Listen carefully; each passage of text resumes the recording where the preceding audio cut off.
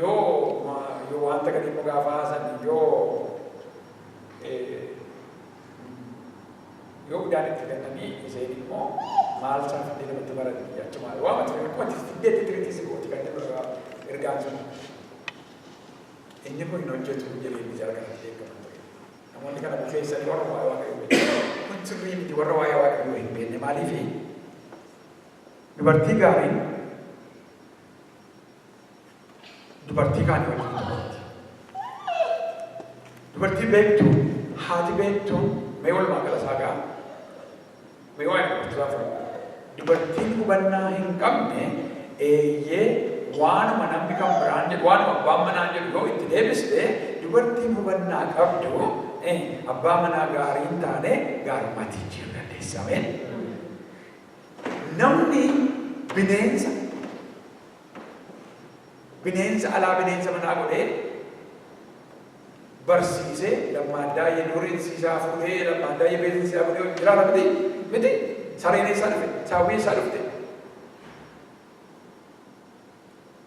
amma wulfii baay'eetu jira namoonni saree wulfii kan qaban mana keessa sareen nama nyaatu wajjiniin jiraatu sanyiin isaanii alaa immoo nama adamsee nama nyaatu.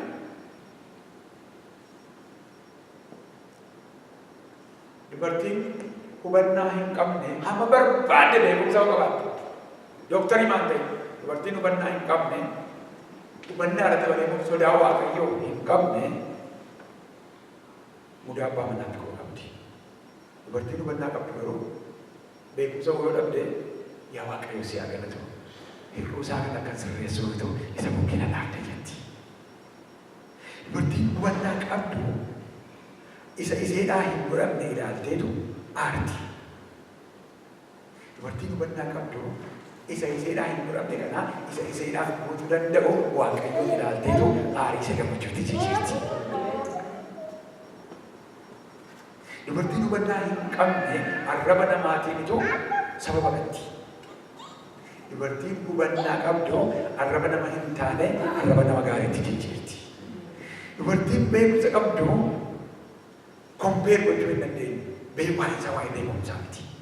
Beekumsi keenya Kiristoos Yesuus waan ta'eef waa'ee isaa waa'ee hubannaati. Dubartiin hubannaa qabdu namoota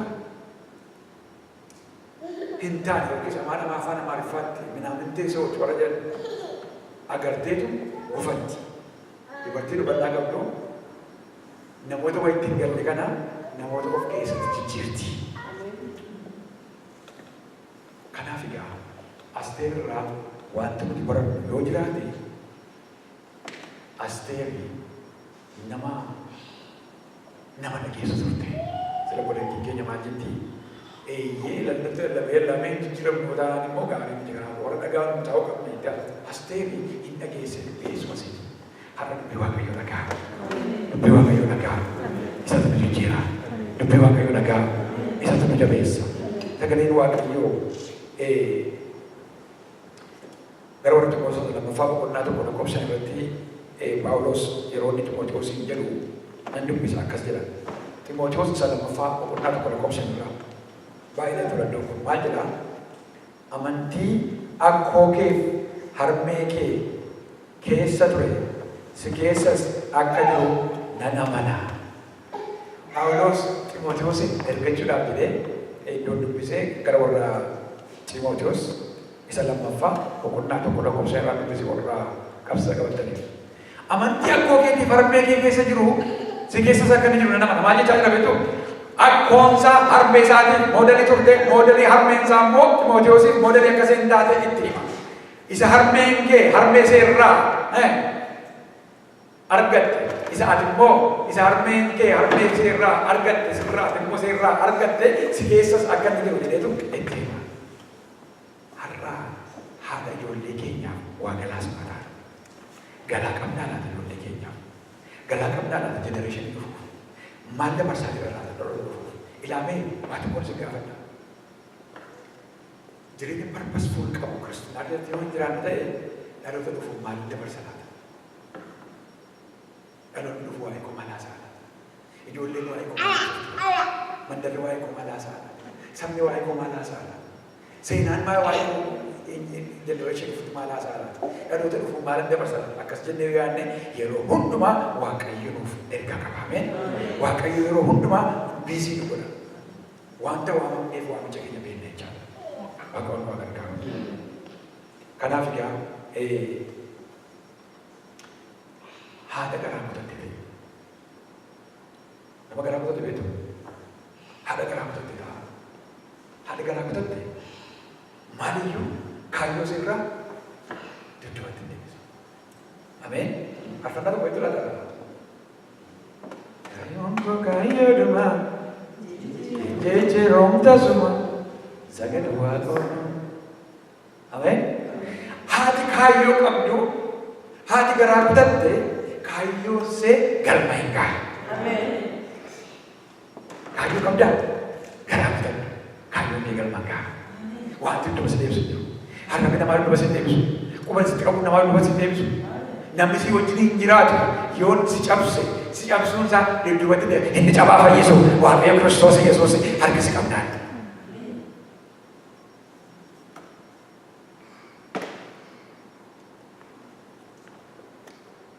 Macaafa Moototaa lammaffaa boqonnaa afur lakkoofsa dhumarraa yeroo itti haati manaan raajii abbaa manaan se raajii raajichi Elsee immoo mana see bulee darbaa ture. Macaafa Moototaa isa lammaffaa boqonnaa afur lakkoofsa dhumarratti akka seen nama haadha garaa ture warra isa duraan haadhan ture seen haadha miti garuu nama gaariidha haadha manaati haadha miti sasila jedhu laa dubartiin kuni abbaan manaan se raajii ture. Horii immoo baay'ee qabee sooretti waan barbaadan nama namaa gochuu danda'u. Garuu haa ta'u qabdu. Mucaa qabdu. Haadha miti. Haadha manaati malee. Haadha namaa miti. Haadha mucaa miti. Garuu Waaqayyoof amanamtu turte. Yeroo hundumaa namoota Waaqayyoo simachuu, yeroo hundumaa nama Waaqayyoof waan gaarii gochuu, yeroo hundumaa Waaqayyoof gaarii yaadu, yeroo hundumaa waa'ee Waaqayyoo eegusee ture. Kana maaliin barraa jettanii macaafa Moototaa isa lammaffaa boqonnaa afur kana guutummaa isaa waaqayyo dubbiftanii Elseen yeroo seenii kootii manarratti jaartee ni keessumsiiftu agarra yeroo seenii achitti agarra Elseen nama Waaqayyoo. You know what? Waa'een Waaqayyoo gaafa sitti galee Waaqayyootti bo'uus hin barbaachisu. Maaliif Kiristoos Yesuustu jedhe balaachoomti. Abbaan keessanii seesa isa isin laphee keessan keessatti yaadan iyyuu beeka. Ameen. Waaqayyo isatti laphee kee keessatti yaadu iyyuu beeka. Waaqayyo waaqa kalee dhawaatiif dhibuu namaa qoree ilaaluudha. Ati Waaqayyoon gammachiise.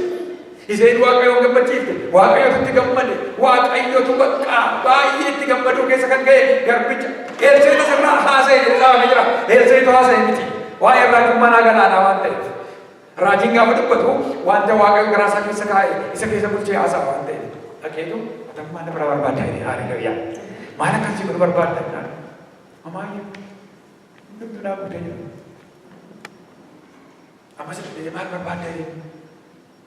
Namichi malee ta'u akkasumatti jedhamu Waaqayyo isee mucaan qabdu. Haaleluyyaa. Dhibeen keessi yaaddeessi.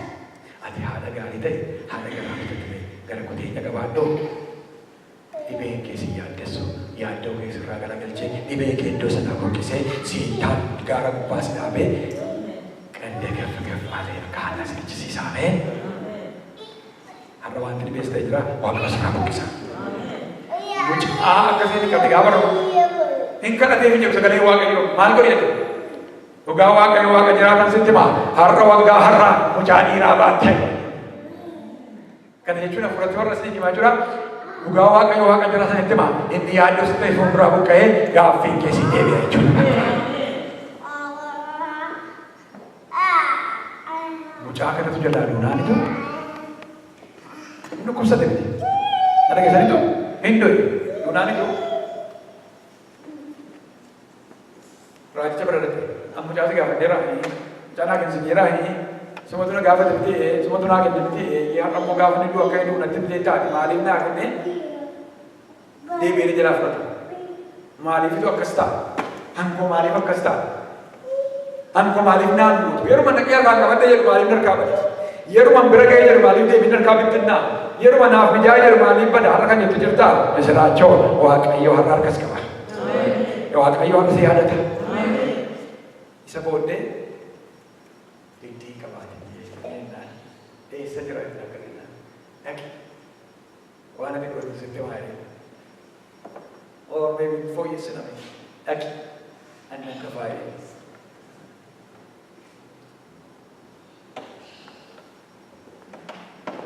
Gabru wal na beto dito. Alto ko gabru ni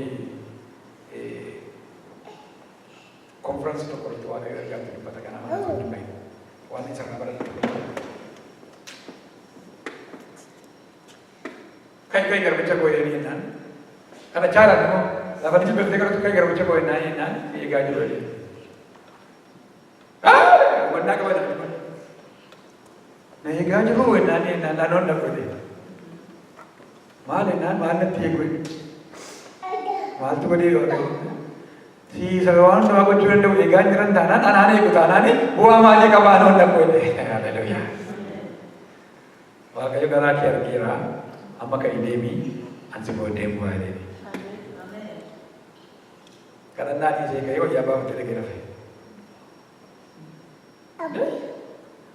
anta bukeetti gaafa dhiqan dhugaa bahu Devi dukaan bu'aa sin jedhee nama haala tareenaan yoo bu'uuna dha yoo inni gara dukaan bu'aa dhufu gara. Yoo bineensi na qabate yoo hunda gurgure yoo waa eegan waa balleesse yoo dina bira gahuun isaa bu'aa maalii kuusa. Isa booddee maal ta'e naani gaafa naqeera bu'aa qamaa yoo naan jennaan si dukaan bu'aa naan jennaan irra fe'ee jennaan ansi fuuldura bu'ee bu'aa gosa hin danda'u. Wallahi qabdu argeera ansi fuuldura bu'aa kan nama booddee bu'ee jedhanii waaqayyo galanni waaqayyo fayyada. Haleluuyaa. Kanaaf namichi kun maal jedhaan seetaanii? Macaafa moototaa boqonnaa isa lammaffaa boqonnaa fuula koo soddomarraa inni isin dubbisa dhaggeeffadha akkas jetteeni. Dhugaa waaqayyoo isa jiraataati du'a lubbuu kootiiti ansi dhiisee deemaan jiru.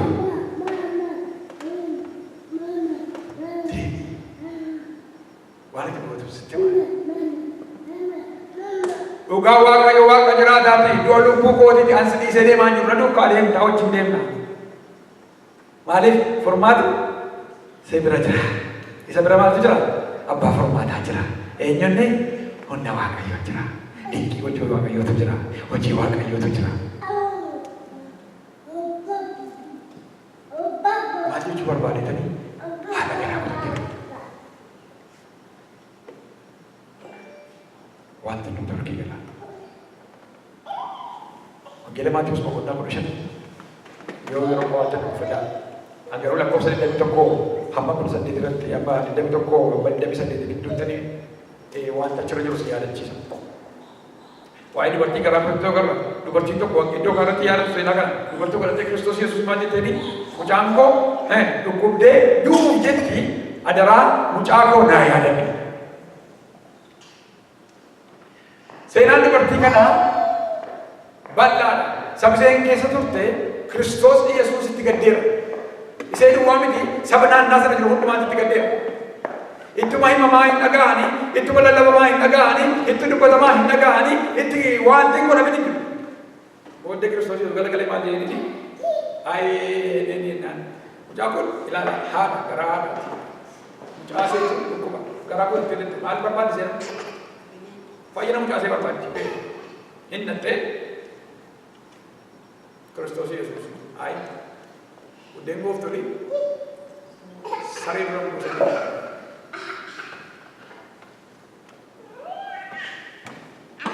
nama juara nama miidhas ni deemaa turre meenaa kadhadhoo rakkoo mana keessa ayee naan saree ala kadhadhoo mana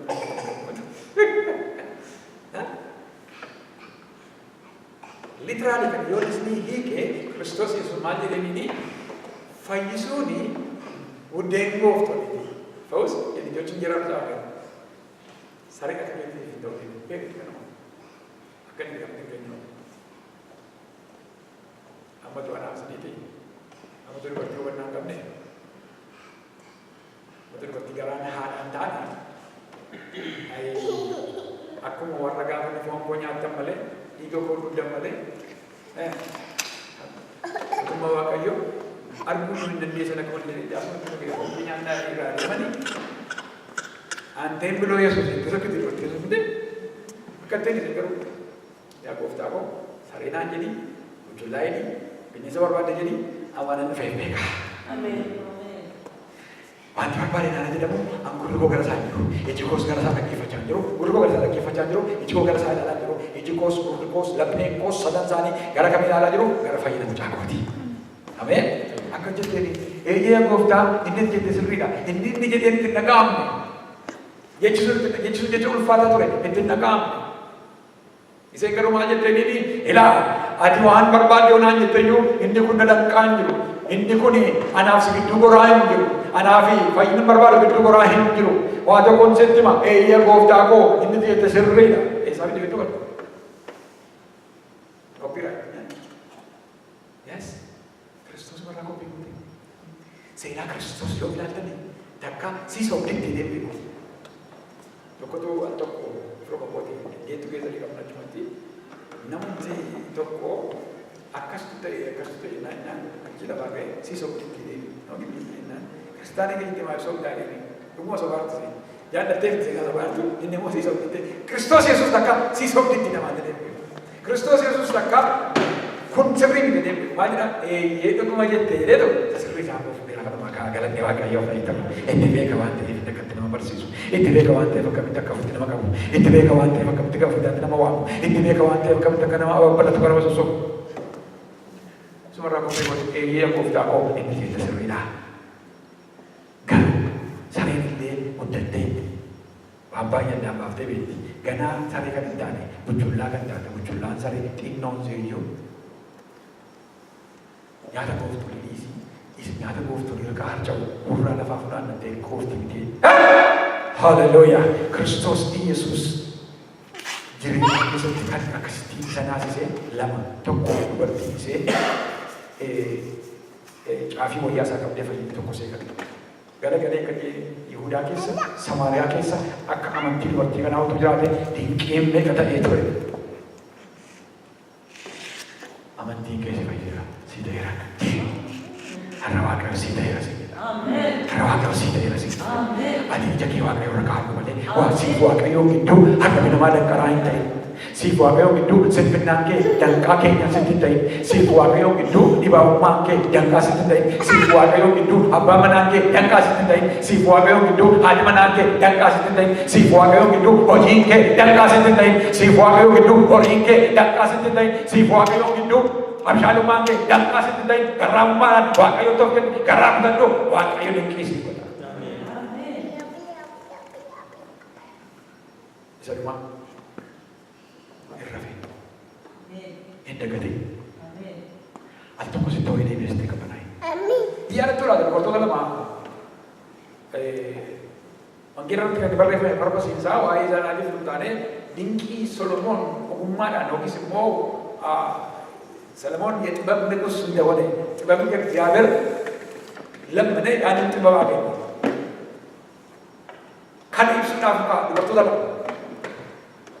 ሃዳ ጀምሮ እንኮመን ማቀብ ጀምሮ ለማንሳንዩ ሃዳ ሙጫት ለማንሳንዩ ሙጫቀው እሴቶ ጀላዶ ደ እሴቶ ኮሞ ጀላዶ እሴ ከመጃለ ትጭከ ሳበሰ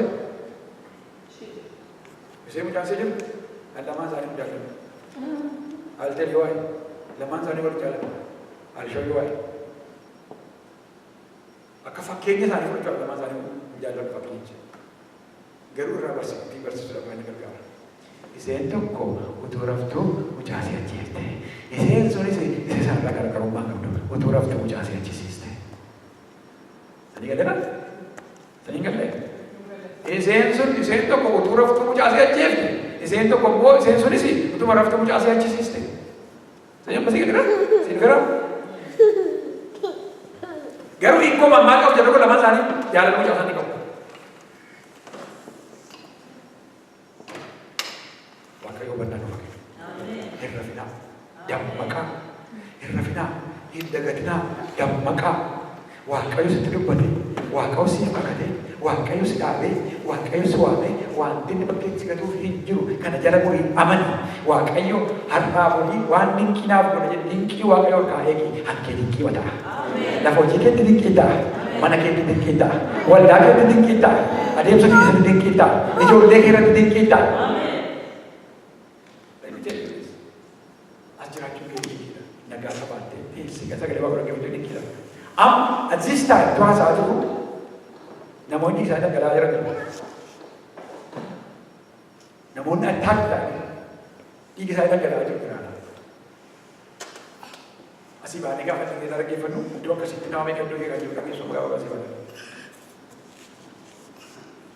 Kuntuuf dinqiidha nagaa laatteenyee hafuura nagaa baafannee qilleensa nagaa keessa galee Waaqayyo dhagee galanni Waaqayyoo fa'i ta'u. Kanaaf egaa maal jechuu barbaada? Haadha gaarii ta'e, dubartii gaarii ta'e, haati gaariin hubannaa qabdi.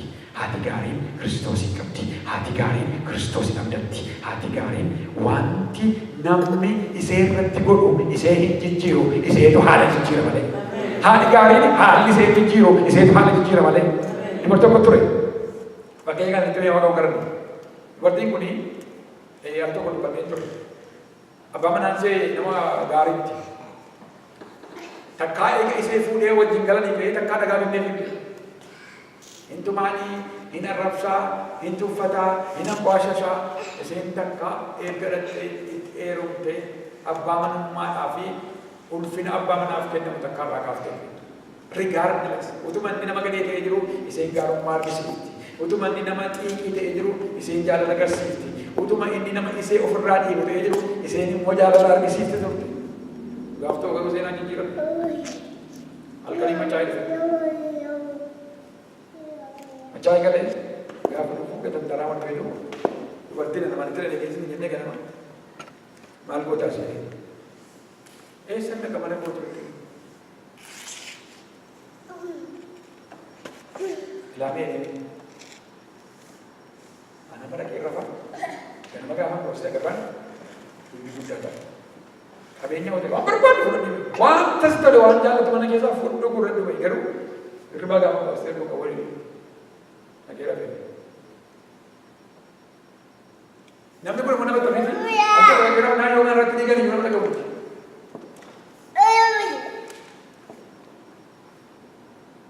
Borganamaa gaafa hirribaa qabu jechuudha. Mana isaa jiru. Ilaallaan girgiddaan mana isaa miti. Ilaallaan siree kan isaa miti. Ini je. Gaafa mana mana. Iya nana itu berbeda mana. Gaafa tu berwarna di sana eessa jira.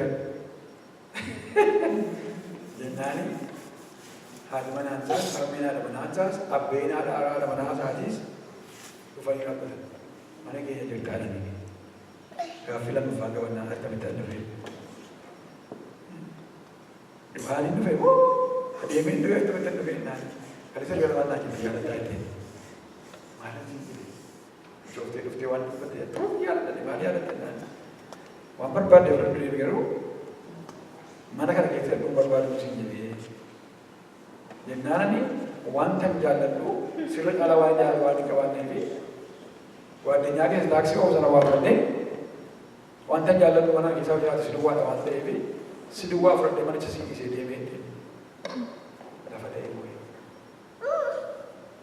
Amma bakka isee eetu galiif miila isitti kufe ifama gaafate. Kana booddee akka abbaa manaa hin taane akka ashkariidha si wajjin jiraadha. Maal ofitti na fudhataa jechuudha.